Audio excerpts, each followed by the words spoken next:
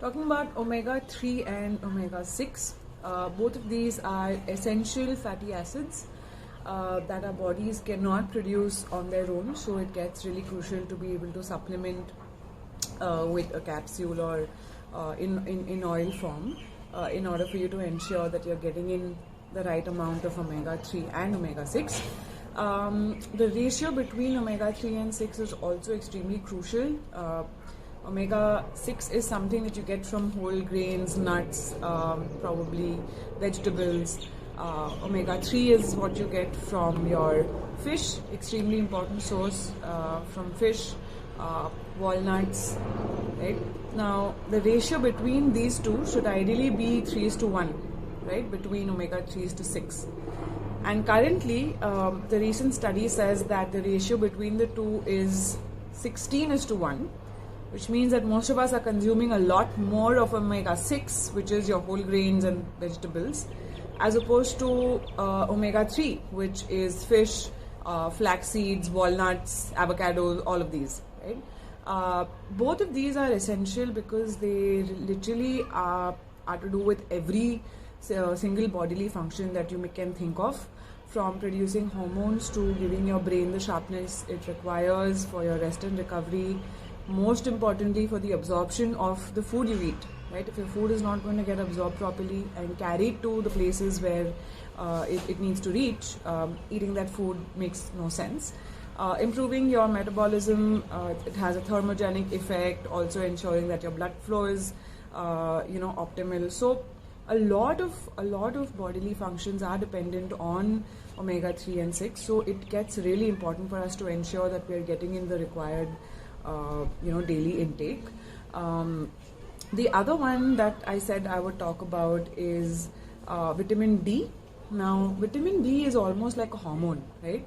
It's clinically proven that vitamin D has almost the same sort of biological expressions such as testosterone, estrogen, progesterone, and a couple of other hormones, right? So it's almost like a hormone, and it is extremely important for bone density and ensuring that you have the right amount of bone density, which is why you will most often than not find that vitamin D is always comes always along with some calcium, right? It will always be a 2:1 ratio in general with vitamin D and calcium together.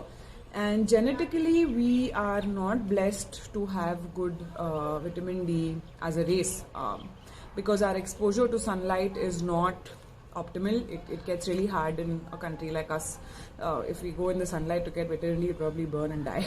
So it is not optimal. And the thing with vitamin D again is, just for you to be borderline vitamin D, again, does not make sense. You have to be in mid-range or probably hit the top range of vitamin D to ensure that your bones are not getting compromised, to ensure that you have enough calcium, which will also then help in other absorption of other nutrients and vitamins in the body. So this becomes really crucial. Vitamin D is also very important for recovery, also extremely important for your sleep patterns, also very important to ensure that you're maintaining just general overall balance of all the hormones, right? Now, a deficiency in vitamin D is a direct cause for anything bone related most of the times. A deficiency in vitamin D can also be linked to B12, can also be linked to iron, can also be linked to you having things like hair fall, you having things like bad skin. So all of these things, when it all comes together, you start realizing that how important your vitamins and minerals really are, and how essential it is for us to substitute with the right kind of supplements in order to see results or just feel the way we're supposed to feel after we take these vitamins.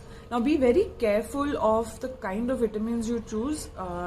I would really suggest you to just buy vitamins and minerals from any medical store, and not to really go in for the expensive ones or the ones that you find online. All these so many new brands that have come up.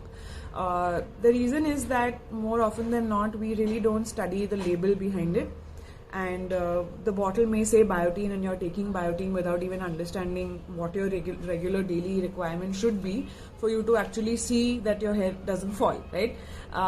The reason I'm saying this is because it has happened with me. I have gone ahead and bought something many years ago, biotin, and I kind of said, okay, I should just take this and let's see how it is, and because I also need to kind of try and test out a bunch of vitamins and minerals and just food in general to be able to recommend better, right? Unless I test it out myself, I will really not know the benefits of it. Ensure that whatever you take has the right amount and the right ratio of the vitamins that we've spoken about in this episode and the last. And in the next week, we will target something totally different from vitamins and minerals. You'll know soon. Take care. Bye.